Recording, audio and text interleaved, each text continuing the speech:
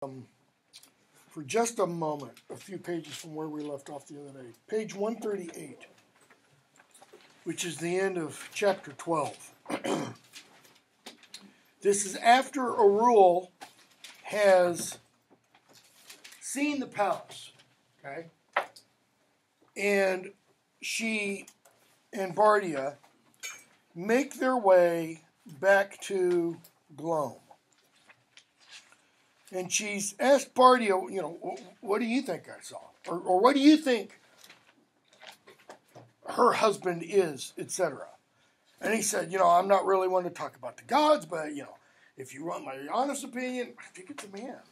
And he doesn't allow her to see him because he's not attractive. Okay? So, page 138, Arul is thinking as they're making their way back.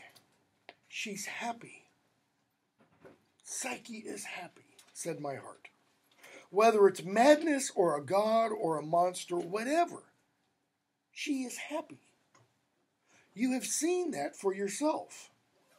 She's 10 times happier there in the mountain than you could ever make her. Leave her alone. Don't spoil it. This is her heart telling her head this. Because her head says what? Find out. You got to stop whatever's going on. Okay? Don't mar what you've learned. What you've learned, you can't make. In other words, a rule she has learned cannot make Psyche happy. Don't damage what you can't create. Okay? And then she thinks, my heart did not conquer me. Reason ruled supreme. I perceived now that there is a love deeper than theirs who seek only the happiness of their beloved. Why does she see that now? Because that's what she thinks. Her love is deeper than merely wanting Psyche to be happy. What does she want Psyche to be? Her daughter? Kind of. What else? Louder. Dependent. On her. She doesn't want Psyche happy. She wants Psyche what? Not necessarily dependent. She wants Psyche happy according to what standards of happiness? Hers. She wants Psyche to be healthy, whole, according to her Arul's understanding of what is healthy and whole. Notice, when she saw Psyche, was Psyche thin? Was she starving? No. Okay, she was wearing rags. All right, wearing rags. Was the weather extreme in the valley? Did she need to be bundled up? No. Okay. In other words, she was getting along fine. Okay? But it's not fine for Arul. Why? Look at the bottom 138. We're king's daughters. We deserve better than that. Okay? So, she talks to the fox, page 141. And she says, you don't think, not possibly, mere hundredth chance. Okay, what is the not possibly a mere hundredth chance? What's she getting at? You don't think it's in the million years possible that there might be things that are real, though we can't see them. Okay? The fox hears her and says, well, of course there are. Justice, equality, the soul, musical notes. You can't see those.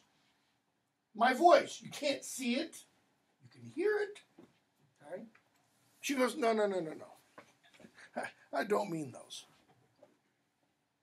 He says, you make me think that you don't know what the word soul means. I know well enough what you mean by it, she says, top of 142. But do you know all? Do you know everything? Are there no things, I mean things, tangible things, real things, but what we see? Is this, she is saying, everything? Is this all there is, what we see? He said, well, of course, things behind our backs, right? There's things behind me right now. I can't see them, but they're there. What do you think a rule, kind of deep down, wants to do at this moment? Right now, to the fox. Smack him upside the head. Don't be a smartass. Because that's kind of what he's being. Things too far away. All things, if it's dark enough. What is she talking about?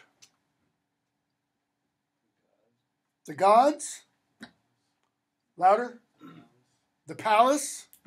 Can there be things that are real that we cannot see? Okay. So, she asks him, what do you think it is Psyche is seeing? He says, well, it's a man, of course. And what does he do? Well, he feeds on her fantasy. Because she asks, what about the palace? Well, it's her old fantasy. So, he listens to her, and he does what? A little pop psychology here. He feeds her delusion. Okay? What is the fox saying about Psyche's state of mind? A little bit questionable. Okay? He's saying she's delusional. Did Psyche say anything in that conversation that would make you think she was crazy? Other than, you can't see it. You can't see the house. All right? So, page 151, which is why I have this up here.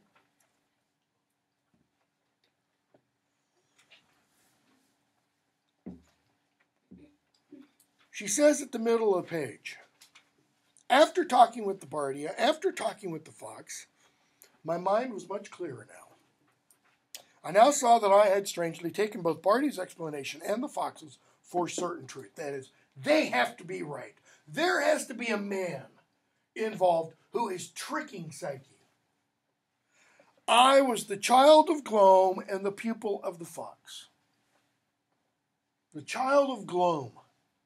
I saw that for years my life had been lived in two halves.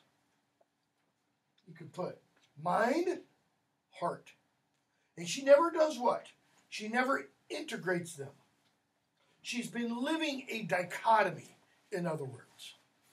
Well, what will happen to someone if they live that way for too long? That person will go crazy. Why? Because they won't be able to handle these things when they happen. Because try as they do with this doesn't explain away those.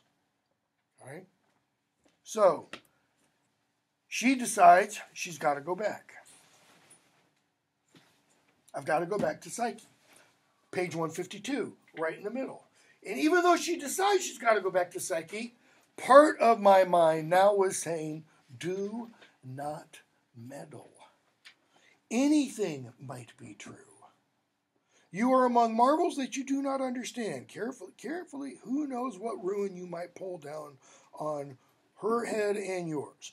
That's part of her says that, because keep in mind, she's not integrated. And another part of her says, she's just a child. If the present case were beyond my understanding, then how much more must it be beyond hers? Because I, after all, am older and smarter and wiser than she. All right? Children must obey. True, but who must they obey? Parents. Not necessarily older sisters who think they know what is best. Okay? So, Bardia says, I don't think it's a good idea. But she goes back. She meets with Psyche. It's like Psyche knows she's coming. And on page 159, she says, you spoke last time of the day we got that thorn out of your hand. You remember that, Psyche? We hurt you. Remember? Because it hurt to pull that thorn out. Those who love must hurt. In other words, your pain's going to get a lot worse. I'm going to have to hurt you. You can't go your own way now. You need a guide. I have a guide. It's my husband, the god of the mountain. No. So they continue talking. And Psyche says she knows him, her husband, bottom of 161. All right? Because the rule says, neither the fox nor Bardia believe this stuff about your husband. They don't believe you're fancy. Well, she says, what is all this to me? Put that in 2 words. So what? I don't care what they think. How should they know? How should they know about her husband, the god? How do they think they know? Solely up here. Not with what? Not through experience with him. She says, I'm his wife. I know. How can you know if you've never seen him? Notice Psyche's response. It's kind of hard for me to talk to you about this rule because, I'm married to him and we do things in the dark and you're a virgin and just take it. I know. All right? That matronly primness, top of 162, from the child she was, went near to, in other words, how dare you bring up something like that? Because again, what is a central problem that a rule has? She's ugly. And because she's ugly, she can't get a man. Okay? So she says, if you're so sure, Psyche, put it to a test. I don't need a test. Every night I lie down beside him. No test needed. Well, but I've brought a lamp and some oil. Here. Wait till he or it sleeps and then look at him. I can't do that. See, you're afraid. You will abide no test. You won't what? You won't prove it. Come on, I know you say you love me. Prove it to me.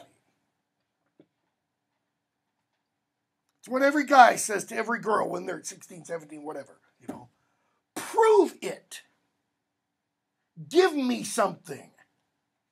That's what a rule is asking of Psyche. Psyche is saying, I don't need any proof. A rule does, though. If he is, as you say, a god, one glimpse will set all our doubts at rest. Who's the our? Mine, Bardia's, the foxes. Yeah, Psyche doesn't have any doubts. She says, what evil you think? Reason I cannot look at him is because he forbade it. It is forbidden. Yeah, but why? Why did he forbid it? What's Psyche's response? Ultimately, doesn't matter why. He told me not to. He is the god of the gray mountain. And I said, okay. In other words, this forbidding is, where are we? Really? Are we on the gray mountain? No. We're back where? In Eden. It's what it is. Simple test of obedience. 2 trees, knowledge of good and evil, tree of life, don't eat. Everything else, go gluttonous, eat all the salad and lettuce and plants and fruit you want. Stuff yourself. Just don't touch those two. That's it. Okay? I can think, Barty and the Fox can think of only one reason for such a forbidding, and of one only for your obeying it. Then you know little of love. What does she mean? You know little of love. Is she talking about sex? You haven't read the Kama Sutra? You don't know the different positions? No, she's not. What's she talking about? What is love, according to Psyche, all about? Trust. It's not about me. It's never about me. It's about what? The other person. It's about what the other person wants. It's about what's best for the other person, even though Rule said or thought to herself previously, what?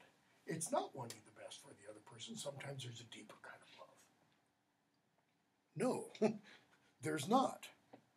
You fling my virginity. That's not what she was talking about, Rule. Rule thinks that when she says, then you know little of love, that she's talking about sex. Not at all.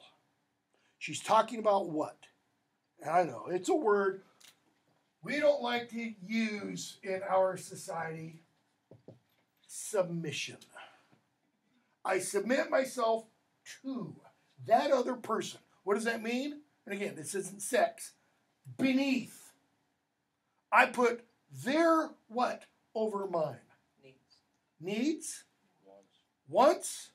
Desires. Will. Well-being.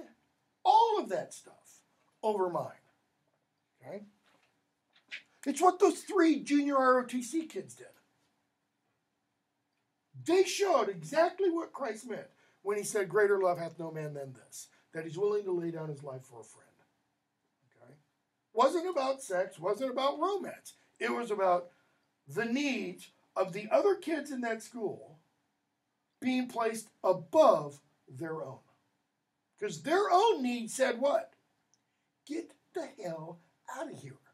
Run.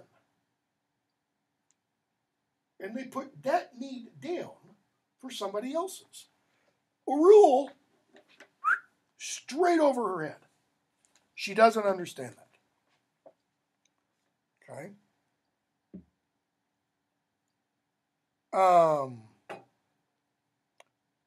Page 163, Psyche says, I'm afraid. No, I take that back. It's not afraid. I'm ashamed to disobey him. Why? Then look what you make of him. Who that loved you could be angry at your breaking so unreasonable a command for so good a reason? Notice what she's doing. How in the world could the God of the Gray Mountain be angry at you for breaking this kind of command for such a good reason? She's telling Psyche to disobey. Why? Well, you got a good reason to do so. No. Again, it's right back in the garden. And Lewis already wrote a novel kind of reimagining the temptation in the Garden of Eden. But he did it on another planet called Paralandra, where you have a pure planet that has to undergo the temptation scene. Okay? And you have a person come from Earth, land on Paralandra, Venus, okay, in Lewis's conception, land on Venus, and then at Venus calls into himself Satan, essentially, and becomes what's called the unman. And he is there to tempt the queen of Venus. Not an accident that he chooses Venus. Love. Okay? And how does he do so? How does he attempt to do so? He takes all these quote-unquote truths and inserts little tiny half-truths into them. Because a little tiny half-truth makes it what? Untrue. Okay? It's exactly what a rule is doing here. Foolishness. Psyche says. Foolishness. He's a god. He has good grounds for what he does. In other words, who am I, mortal, pot, to question the immortal or potter? When does the pot get to say, no, I really don't like how you made me? When does the Ford coming off the assembly line say to the plant, no, you screwed up there? Doesn't happen, right? She says, how should I know of them? That is his grounds. So you won't do it. Of course I won't do it.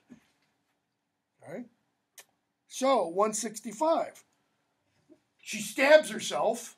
164, she stabs herself. In 165, Psyche says, you are indeed teaching me about kinds of love I did not know. It is like looking into a deep pit. Notice, if you look into a deep pit, what do you see way down at the bottom? Darkness. You can't see all the way into it. I am not sure whether I like your kind better than hatred. To take my love for you, because you know it goes down to my very roots and cannot be diminished by any newer love, and then to make of it a tool. You are using my love for you as what? A baseball bat. To do? To beat me. To beat me into submission. Why? Because I cannot stand to see you harm yourself. So I will do this thing. Why? Not because I distrust him, but because I love you and kind of hate you at the same time. She says, bottom 165, top of 66. It will only be because I think better of him than of you. Notice, she's not saying, I agree with your argument. He will go, oh, Psyche, you didn't really mean to question my judgment. No, she says, I think better of him than you. Because he will be, according to her thinking, what? Forgiving. A rule? She doesn't have any forgiveness. He cannot be cruel like you. I'll not believe it. He will know how I was tortured into my disobedience. There's a big switch between the Garden of Eden story. Did the serpent wind around Eve and go, eat of this damn apple, or I'm going to go kill your husband? Nope. Didn't say anything like that. What did he say? You're not going to die. You will be like God. Well, that sounds good. Psyche says, bottom 166. And even now, I know what I do. That is, I'm aware. Aware of what? I am going to break my God's wishes. Break my husband's command. And now that I know that I'm betraying the best of lovers, and that perhaps before sunrise, all my happiness may be destroyed forever. In other words, I'm fully aware I could be really screwing things up here. This is the price you put on your life. Happy? Okay? You happy, a rule? I'm going to do it. And I might be miserable the rest of my life. Okay, fine. I will pay it. Notice the language. The price for your life, I will pay it. What kind of language is she using? What did she tell Arul the night before the sacrifice? If I'm going to be the ransom for Glom, what must happen? I must die. Well, she's just used the exact same language. She's going to be what? The ransom for whom? For Arul. The real ransom now. Okay? So, go. You saved your life. How? Because I'm giving mine up for it. I'm giving my happiness, my joy up for what? For you. What, again, is she showing? How much she loves Arul. Arul's needs, desires, wants are being placed above her own. Okay? So, page 169. Arul kind of starts to move away and she starts to think, maybe I was wrong. Try as I would, I could not quite put out of my head the fear that I had been wrong. A real God? Was it possible? Was it impossible? What came back to my mind was the thought of Psyche herself somehow, ruined, lost, robbed of all joy, a wailing, wandering shape for whom I had wrecked everything. Okay? She's wondering, have I just really screwed it up for her? Because she's been telling herself what? I know what's best for you. What if she is ruining what is best for Psyche? Okay? So she sits there on the other side of the river. Why? Because she wants to see if she can see the candlelight. Because where is Psyche's castle, her palace? Right on the other side of the river. In the trees.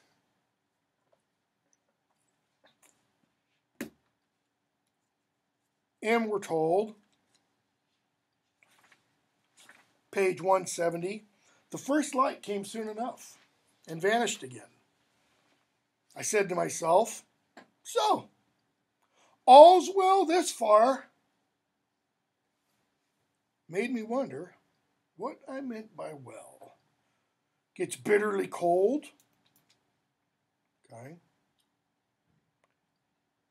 And then we're told, page 170 at the bottom, what checked them, that is her eyes, what checked them was the next appearing of the light. To my eyes, long swilled with darkness, it seemed brighter than you would have thought possible.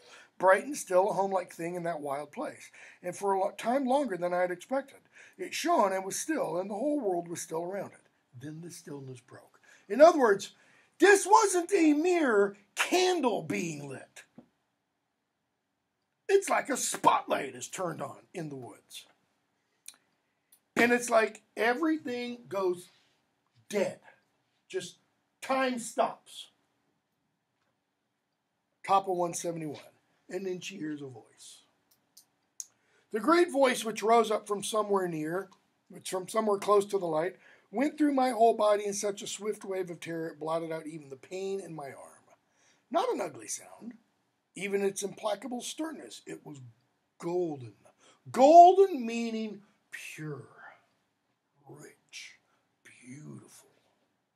You know, James Earl Jones's voice or something like that. My terror was the salute that mortal flesh gives to immortal things. In other words, her hair all stood on end and she was like, damn, I was wrong. Has she seen anything yet other than the light? No. A great flash lays the valley bare to her eyes. It thunders. There's lightning. Just starts going crazy. Somewhere away on my left, the walls of the mountain itself were breaking like an earthquake. Right? But she takes these things for a sign. Top of 172. I was right. Okay, now this isn't a robber doing this. This isn't just some bandit in the woods doing this. So maybe she was right. But if she was, then what's she thinking? Okay, Psyche was right too. It is a god. But what kind of god? A foul, evil, vengeful god. Page 172. I believe I could never have crossed it, the deep foaming death race it had now become. I was not left free. There came as if it were a lightning that endured. That is, the look of it was the look of lightning, pale, dazzling, without warmth or comfort, showing each smallest thing with fierce distinctness. But it didn't go away. There is a flash that lasts. Shows everything. Like super grainy film. This great light stood over me as still as a candle burning in a curtained and shuttered room. candle that Psyche lit. In the center of the light was something like a man. This is her Pauline road to Damascus experience. She sees the light, and in the light is the shape of a man. And she's kind of going, oops, Psyche was right. Though this light stood motionless, my glimpse of the face was as swift as a true flash of lightning. Not my eyes only. That is, she didn't perceive it with just her eyes. But my heart and blood and very brain were too weak for that. A monster would have subdued me less than the beauty this face wore. This face was what? This was the model of beauty. This is the idea of beauty. Remember the other day when we were talking about Plato, and you got the world of forms down here, up here, and the world of copies up here? And all beauty here is what? A shadow of real beauty. Well, Psyche is beautiful. Psyche is a mere 100th Xerox copy of this. Real. And she sees this. And it floors her. It's also angry. He rejected, denied, answered, page 173, about a third of the way down, and worst of all, knew all I had thought, done, or been. In that instant, okay, he made it to be as if from the beginning. What? I had known that Psyche's lover was a god. And as if all of my doubtings, fears, guessings, debatings, questionings of Bardia, questionings of the fox, all the rummage and business of it had been trumped up foolery, dust blown in my own eyes by myself. So, you reader, you judge. Am I right? Or was he right? Well, what has she told herself several times now? Leave Psyche alone. She's happy. Maybe you're wrong, O'Rule. The thunder ceases, and now she hears a voice. Now Psyche goes out in exile. Now she must hunger and thirst and tread hard roads. Those against whom I cannot fight must do their will upon her. Well, who are those against whom I cannot fight? His mother. Okay. Who else is it? It's O'Rule. He's saying, I can't fight you. Now, your will must be worked upon Psyche. This is what you've done. You, woman, shall know yourself and your work. Why? You also shall be Psyche. What? So he's a polygamist? Well, there isn't polygamy in this context. What does he mean? You also will be my bride. You also will be joined to me, not in a sexual sense, in an immortal sense. I never heard weeping like that, because now his voice goes away, the light ends, she's in darkness and silence, and then she hears wailing. I never heard weeping like that before or after, not from a child, nor a man wounded in the palm, nor a tortured man, nor a girl dragged off to slavery from a taken city. If you heard the woman you most hate in the world weep so, you would go to comfort her. So, pick your worst enemy in the world, weeping, and you would try to comfort that individual if you heard this. You would fight your way through fire and spears to reach her. And I knew who wept, and what had been done to her, and who had done it. It's all my fault. Okay? Page 175. So she goes back home. Okay? She sees what the God's anger had done to the valley on her way back. Now the valley, which before was beautiful, right? Now bare rock, raw earth, foul water, trees, bushes, sheep, here and there, deer floated in it. I looked on things about me with a new eye. Now that I'd proved for certain that the gods are, and that they hated me, notice the truth and the little bit of untruth.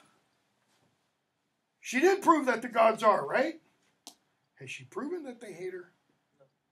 What is that? It's her perspective. It's her understanding, but it's false. It seemed that I had nothing to do but to wait for my punishment. Again, she thinks it's what? Right? I said earlier about love. Love is about what? Always. It's about the other person. Whether you're talking romantic love, whether you're talking parent-child relationship, parent to child more than child to parent until the child grows up, the parent would do what for his or her child? Die for them. Do whatever it takes for them, etc. Okay? For a rule, it's all about what? Me. It's all about me. So I just had to sit and wait for the punishment to come. Why? Because I'm such a rotten, horrible individual. No. It's not about her. Who's it about? It's about Psyche. Okay? So, she goes back to the palace, page 176. If I could have borne hers, that is, Psyche's punishment, as well as my own, well, but the next best thing was to share. Back up a little bit to the beginning of that paragraph. I thought it most likely that those words, you also shall be Psyche, meant that if she went into exile and wandering, I must do the same. And this, I thought before, might very easily come about if the men of Glome had no will to be ruled by a woman.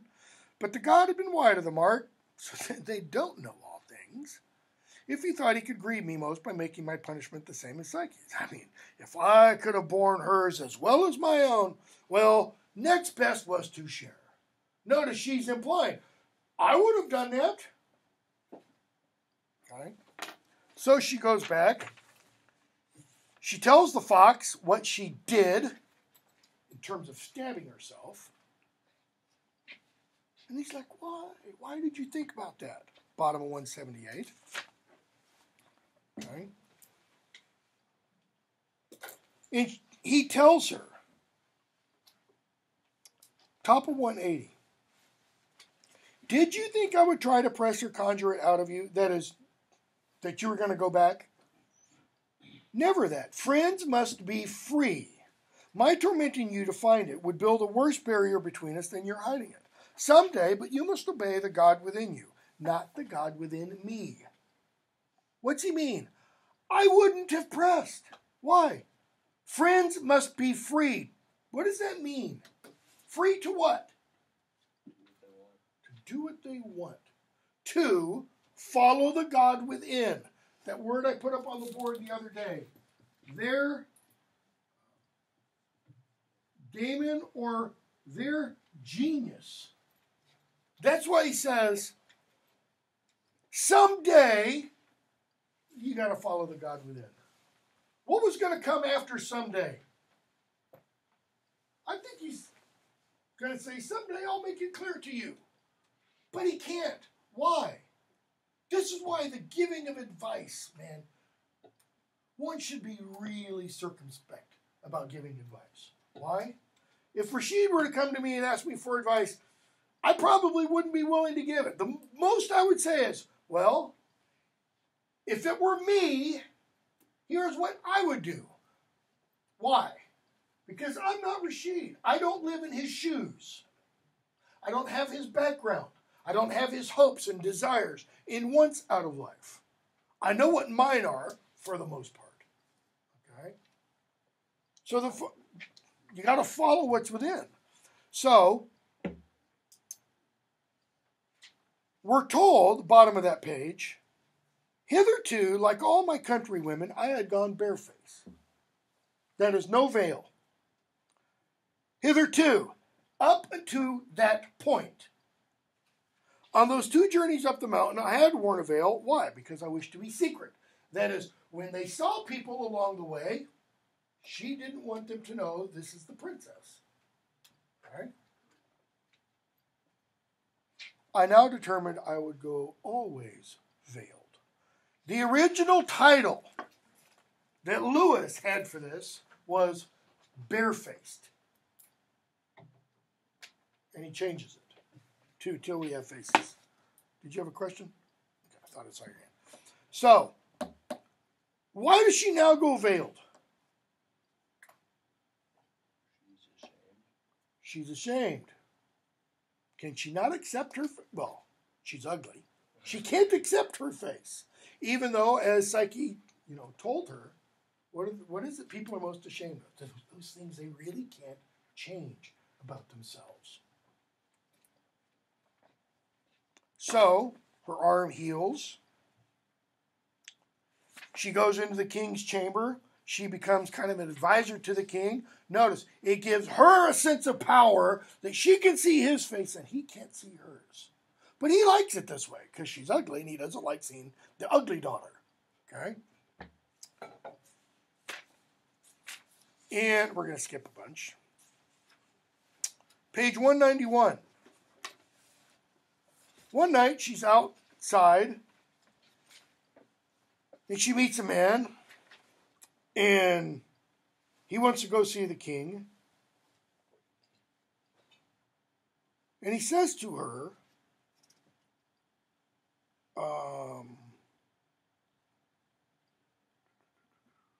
she thinks it's a lover of Redival. And he says something about, her being a pretty girl. And she says, you've got good eyes if you can see beauty in this face. He says, only good ears, sister. I'll bet a girl with a voice like yours is beautiful. In other words, she's got one of those gorgeous, sexy, seductive voices. Okay? So, who is this? This is Taryn. Okay, the guy who earlier, way earlier, isn't it Taryn?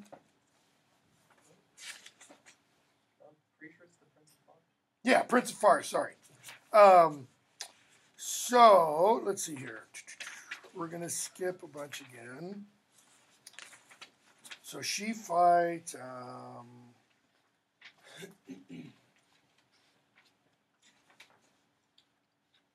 let's see.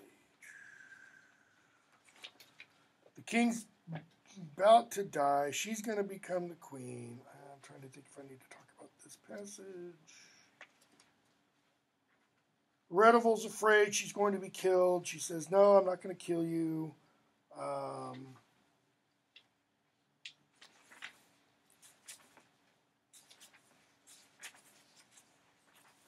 king does die. She becomes queen. We're skipping a lot. Go on to, she's been king for... they burn the old king, etc. She becomes queen. Page 227. Okay. She kind of implies a lot of time passes. Bottom of 226. It may happen someone who reads this book will have heard tales and songs about my reign and my wars and great deeds. In other words, and many years went by. 227, bottom of the page. She says, here's what my real strength was. My real strength lay in 2 things. First was that I had, especially for the first years, 2 very good counselors. Who were they? The fox and Bardia. Okay. Her second strength, notice, her first strength has nothing to do with her. It's the counselors. Her second strength, the veil. Why does the veil give her strength? Why does it make her powerful? Nobody knows what's behind it.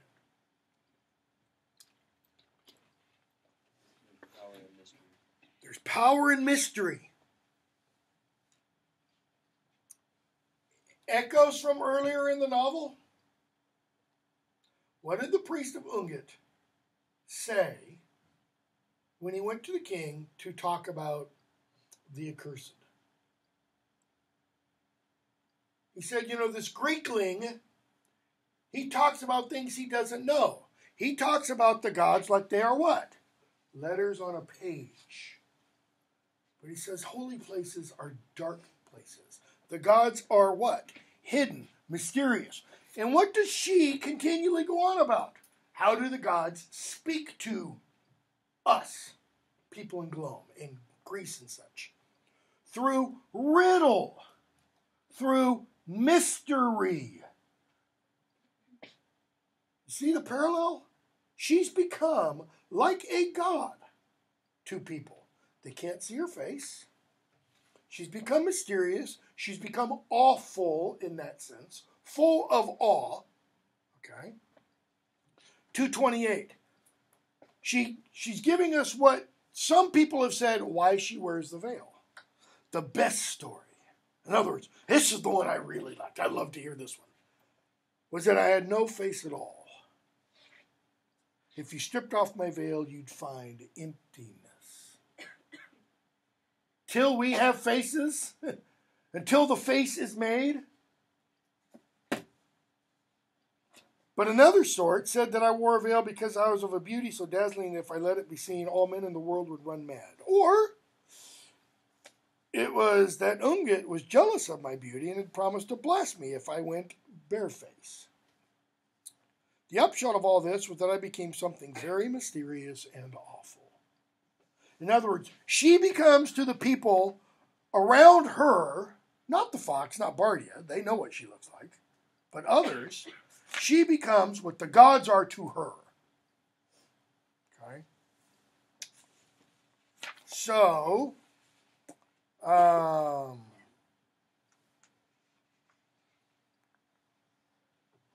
we find out, Bardia becomes ill. She becomes good friends with Bardia's wife, Ansit.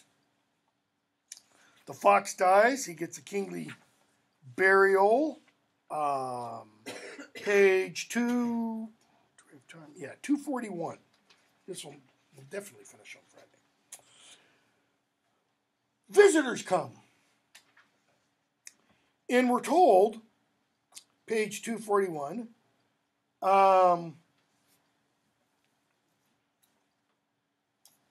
she sees this altar and there must be this goddess-like thing on. The thing that marred it, this image, was a band of scarf or some black stuff tied around the head of the image so as to hide its face, much like my own veil. But that mine was white. That is, she wore a white veil. The veil on this image was black, and it covered the head part. Does the stranger want to make an offering to the goddess? The old man says. And she gives him a couple coins. And she says, who's the goddess? What's her name? Istra. Not so uncommon in Glome, neighboring lands. I didn't have much cause to be startled. I said I'd never heard of such a goddess before. Oh, she's a very young goddess. She was just made into a goddess, or this goddess was just recently born, so to speak. She has only just begun to be a goddess, for you must know that, like many other gods, she began by being immortal. Well, and how was she godded? How did she be made into a goddess? Well, give me a little more, because she's a poor goddess. And I'll tell you the story. So she gives him another coin. And he says, once upon a time there lived a king and a queen who had 3 daughters, and the youngest was the most beautiful princess in the whole world. And Orul was thinking, and I know how this ends. And so he went on as such priests do, all in a sing-song voice, using words which he clearly knew by heart. And to me it was as if the old man's voice in the temple and myself and my journey were all things in such a story. For he was telling the very history of our Istra, of Psyche herself, now called Talapal, that's the Isurian Ungit, was jealous, and how Talapal was jealous of her beauty and made her to be offered to a brute on a mountainside. Notice, Ungit, according to the myth, Ungit made her be sacrificed. Why? Because she was jealous of her beauty. She wanted her dead and out of the picture. And how Talapel's son Ealam, the most beautiful of the gods, loved her and took her away to his secret palace. And he forbade her to see her face. But he had a childish reason for that. You see, stranger, he had to be very secret because of his mother, Talapel. She would have been very angry if she had known he had married the woman she most hated in the world. Okay? And he says, but that's not the upshot. Let me get you to the kicker of the story. He says, first of all, this priest, made it that both Psyche's sisters had visited her in the secret palace. This is part of the myth of Cupid and Psyche. This is how it actually happens in the myth. Both sisters appear, and she said, Redovo would never have come. And when her two sisters had seen the beautiful palace and been feasted and given, she said, whoa, stop. They saw? You're interrupting.